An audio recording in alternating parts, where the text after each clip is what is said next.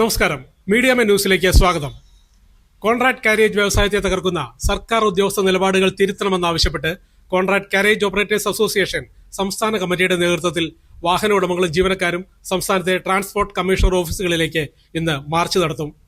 തിരുവനന്തപുരത്തെ ട്രാൻസ്പോർട്ട് കമ്മീഷണറുടെയും എറണാകുളത്തെ ജില്ലാ ട്രാൻസ്പോർട്ട് കമ്മീഷണറുടെയും മറ്റിടങ്ങളിൽ ഡെപ്യൂട്ടി ട്രാൻസ്പോർട്ട് കമ്മീഷണർ ഓഫീസുകളിലേക്കുമാണ് പ്രതിഷേധ മാർച്ചും ധർണയും നടത്തുന്നതെന്ന് കോൺട്രാക്ട് കാരിയേജ് ഓപ്പറേറ്റേഴ്സ് അസോസിയേഷൻ സംസ്ഥാന പ്രസിഡന്റ് ബിനു ജോൺ, സംസ്ഥാന വൈസ് പ്രസിഡന്റ് AJ റിജാസ് എന്നിവർ വാർത്താ സമ്മേളനത്തിൽ പറഞ്ഞു. എറണാകുളത്ത് രാവിലെ 11 നടക്കുന്ന പ്രതിഷേധ മാർച്ചിന് സംസ്ഥാന പ്രസിഡന്റ് ബിനു ജോൺ നേതൃത്വം നൽകും. സാധാരണക്കാരായ വാഹന ഉടമകൾക്ക് താങ്ങാവുന്നതിനപ്പുറമാണ് നികുതി ഏകീകരണത്തിന്റെ പേരിലുള്ള 32% വരുന്ന നികുതി വർധനവ്. നോൺ പുഷ് ബാക്ക് സീറ്റ് വാഹനങ്ങളുടെ നികുതി, പുഷ് ബാക്ക് സീറ്റ്, സ്ലീപ്പർ തുടങ്ങിയ വാഹനങ്ങളുടെ നികുതിയിലേക്ക് ഉയർത്തിയത് ഒരിക്കലും അംഗീകരിക്കാൻ കഴിയില്ലെന്നും അസോസിയേഷൻ നേതാക്കൾ പറഞ്ഞു. ഈ തീരുമാനം 90% വരുന്ന ഓർഡിനറി വാഹന ഉടമകളെയും തൊഴിലാളികളെയും കടുത്ത സാമ്പത്തിക പ്രതിസന്ധിയിലാക്കും.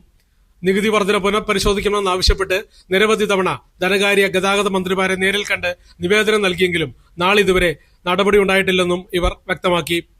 സൗകര്യമില്ലാത്ത റോഡുകളിൽ പോലും ലൈൻ ട്രാഫിക് എന്ന പേരിൽ പിഴ ഈടാക്കുന്നത് ഒരു കാരണവശാലും അംഗീകരിക്കാൻ കഴിയില്ലെന്നും അസോസിയേഷൻ നേതാക്കൾ പറഞ്ഞു. ഒരു വാഹനവുമായിട്ട് അത് ഓണർ കം ഡ്രൈവർ സ്വന്തം തൊഴിലായിട്ട് ചെയ്യുന്ന വ്യക്തികളെ ബാധിക്കുന്ന ഒരു വലിയ പ്രശ്നമാണിത്. കാരണം ഈ സ്കൂൾ ഓടുന്ന വണ്ടികൾ, കമ്പനി ഓടുന്ന വണ്ടികൾ, സാധാരണക്കാർ കല്യാണത്തിനൊക്കെ ഉപയോഗിക്കുന്ന സാധാരണ വണ്ടികൾ, ആ വണ്ടികളുടെ ടാക്സ് ആണ് കൂട്ടിയിരിക്കുന്നത്. ഇവിടെ 2 തരം കാറ്റഗറി വണ്ടികളാണ് ഞാൻ നേരത്തെ പറഞ്ഞതുപോലെ. ഒന്ന് സാധാരണ വണ്ടികളും സാധാരണ സീറ്റുകൾ ഇട്ടിട്ടുള്ള വണ്ടികളും, 2 പുഷ് ബാക്ക് സീറ്റ് വണ്ടികളും.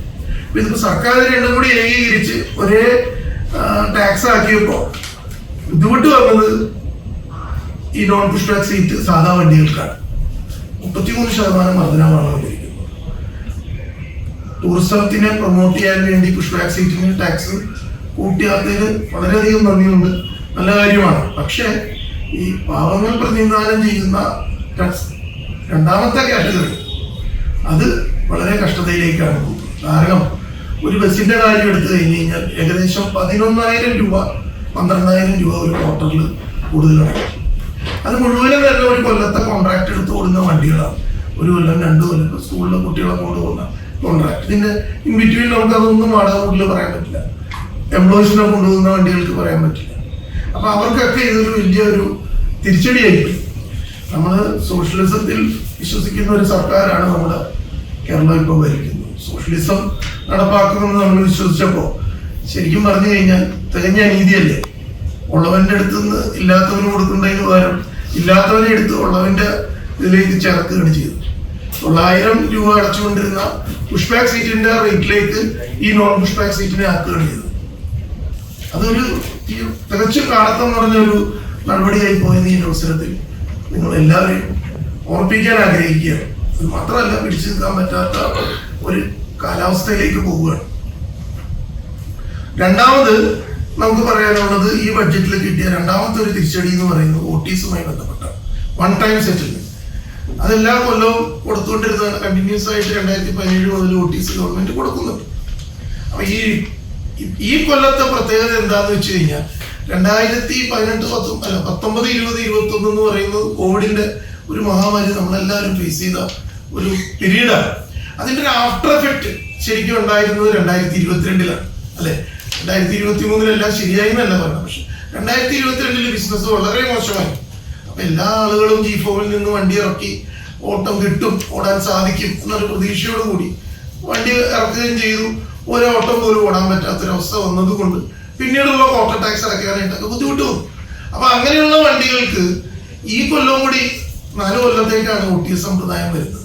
അപ്പൊ 2021, 22 കാലത്തെ ആ ഒരു പീരീഡും കൂടി വന്നാൽ മാത്രമാണ് ആ കോവിഡിന്റെ ഒരു ടൈം ഭാഗം നമുക്ക് കടന്നു പോകാനായിട്ട് സാധിക്കും. അപ്പൊ ആ ഒരു OTSന്റെ കാര്യത്തിലും സർക്കാർ ഈ പ്രാവശ്യം അത് മൗനം പാലിക്കുകയാണ് ചെയ്തത്. OTS എന്ന് പറയുന്ന ഒരു സ്കീം പോലും മിണ്ടിയിട്ടില്ല. അപ്പൊ ഞങ്ങൾ ഈ 2 പ്രധാനപ്പെട്ട കാര്യങ്ങൾ, ഒന്ന് ഈ ടാക്സ് ഏകീകരണം എന്ന് പറഞ്ഞ് കാണിച്ചിരിക്കുന്ന ഡിസ്ക്രിമിനേഷൻ അങ്ങനെ തന്നെ ഉപയോഗിക്കണം. പാവങ്ങളോട് കാണിച്ച ഡിസ്ക്രിമിനേഷനാണ്. ഉള്ളവരോട് കൂട്ടാത്തതിൽ നമുക്ക് പരാതിയൊന്നുമില്ല. ഇറ്റ്സ് വെൽ ആൻഡ് ഗുഡ്, അങ്ങനെ തന്നെ ഇരിക്കട്ടെ. കാരണം നമ്മുടെ രാജ്യത്ത് ടൂറിസം ഡെവലപ്മെന്റ് വരേണ്ടതാണ്. അതുകൊണ്ട് തന്നെ അത് ആ ടാക്സ് കൂട്ടാത്തതിൽ നമുക്ക് പരാതിയില്ല. പക്ഷെ ഈ ഇല്ലാത്തവരെ അടുത്ത് ഉള്ളവന്റെ കാറ്റഗറിയിലേക്ക് ഇട്ട ഒരു സോഷ്യലിസം അത് എന്ത് രീതിയാണെന്നുള്ളതാണ് ഇവിടെ ചോദ്യം ചെയ്യപ്പെടുന്നത്. അതൊന്ന്. പിന്നെ ഈ രണ്ട് മനുഷ്യർക്ക് നിലനിൽപ്പിന് വേണ്ടിയിട്ട് ഈ കൊല്ലം കൂടി നോട്ടീസ് കിട്ടും. കുറെ ആളുകൾക്ക് ജപ്തി നോട്ടീസുകൾ എത്തിയിട്ടുണ്ട്. അപ്പൊ അതെല്ലാം അതും പ്രതീക്ഷിച്ചിരുന്നവർക്കൊന്നും തന്നെ കിട്ടാത്തൊരവസ്ഥ വന്നപ്പോഴേക്ക് ഞങ്ങൾ ആകെ ബുദ്ധിമുട്ടിലാണ്. ഡ്രൈവറെ നിരീക്ഷിക്കുന്നതിന് ക്യാബിനിൽ ക്യാമറ വെക്കുന്നതിനെ തങ്ങൾ എതിർക്കുന്നില്ല. പക്ഷേ ഇതിന് സാവകാശം അനുവദിക്കണം. എന്നാൽ പാസഞ്ചർ ക്യാബിനിൽ ക്യാമറ സ്ഥാപിക്കണമെന്ന നിർദ്ദേശം ഒരു കാരണവശാലും അംഗീകരിക്കില്ലെന്നും ഇത് യാത്രക്കാരുടെ സ്വകാര്യതയിലേക്കുള്ള കടന്നുകയറ്റമാണെന്നും അസോസിയേഷൻ നേതാക്കൾ വ്യക്തമാക്കി. കോൺട്രാക്ട് കാരേജ് വ്യവസായത്തെ സംരക്ഷിക്കുന്നതിനായി ഉത്തേജന പാക്കേജുകൾ പ്രഖ്യാപിക്കാൻ സർക്കാർ തയ്യാറാകണം.